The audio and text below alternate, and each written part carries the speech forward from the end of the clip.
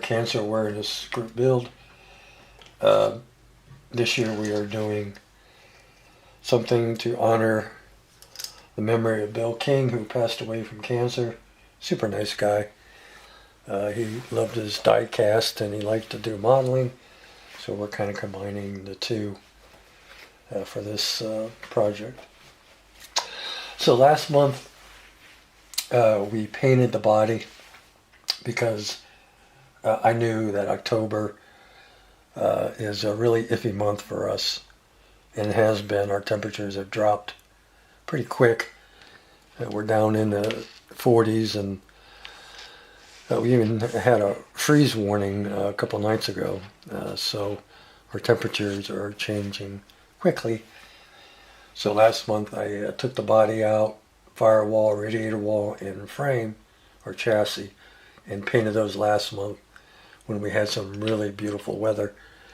And we got things painted that needed to be painted with the paint I wanted to use.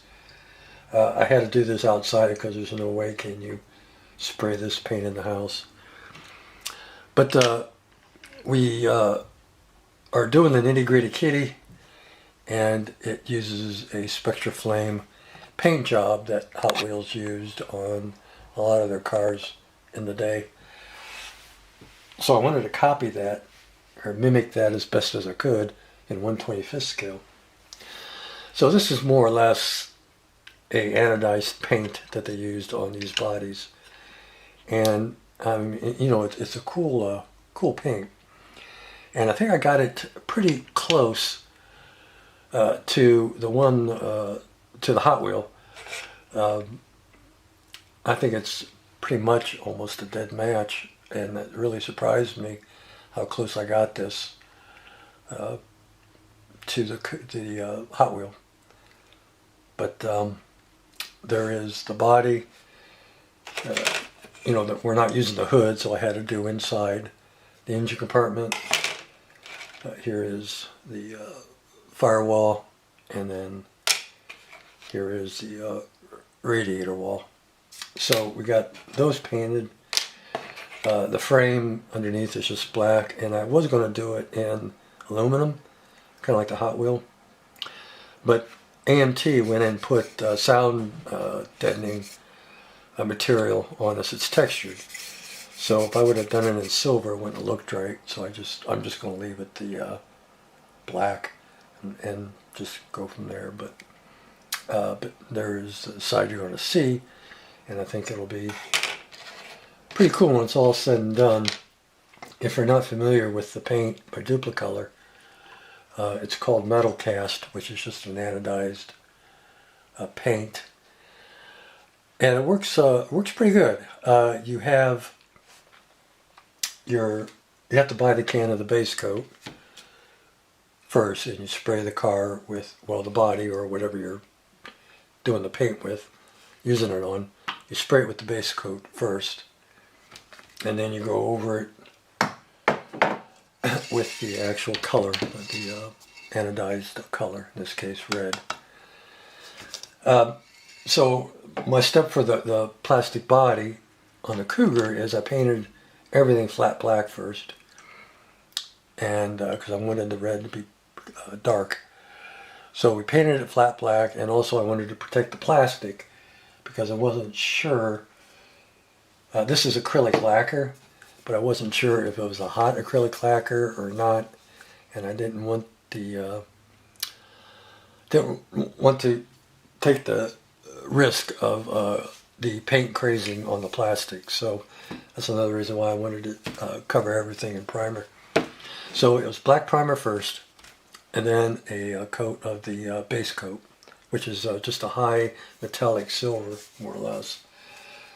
And then once that was dry, we started using our color coat, our red anodized. Now, if you're a heavy-handed spray painter, well, let me rephrase that. If you're a heavy-handed rattle can painter, you have to be really careful with this because it's extremely thin paint, which, you know, it has to be in order for it to get that anodized look. So you don't want to get too close with this. You don't want to spray too slow. You want to stick with light coats throughout the whole process. You want to stick with the light coat. Being this is lacquer, there's really not a recoat time. So you can recoat at any time you want. I waited about 10 minutes before I hit the second coat. But what I would do is on my first coat, it was a light coat.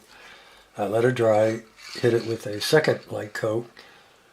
And obviously the more you do it, the darker the red gets.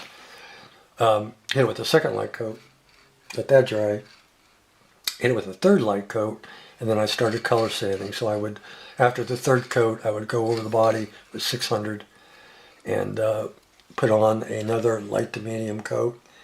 As I said, you have to move quick with this can. You don't want to spray it real slow because you'll get a run pretty fast. It doesn't take much to get this paint to run. So you have to be at least, 8 to 12 inches away, I think is what it says. 8 to 10 inches away. So you make sure you have your distance. You want to move fast, don't go slow, and just go light and let it dry between coats.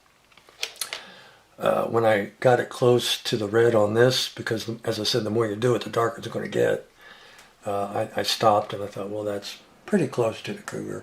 It's got a good enough gloss on its own, really. But, you know, if I put a clear on it, it'll be Future that I use. So, yeah, I think it'll be good enough.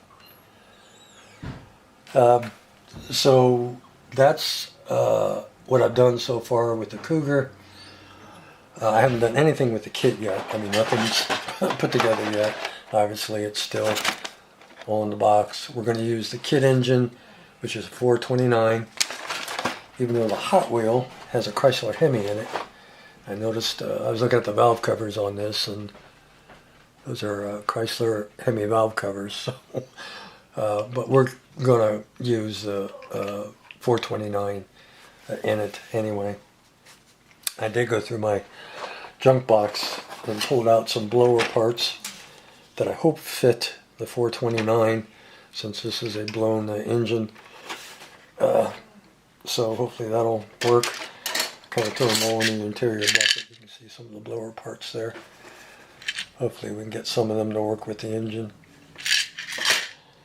So we got that, and then the wheels. I wanted that trademark Hot Wheels mag. So I got online and downloaded and printed out my mags. Now these are for stock tires. These are 19-inch. Printed 4 of them out. Oop. They're for stock tires. Here's the front bead that you glue to the front of the wheels here, so you have your rim.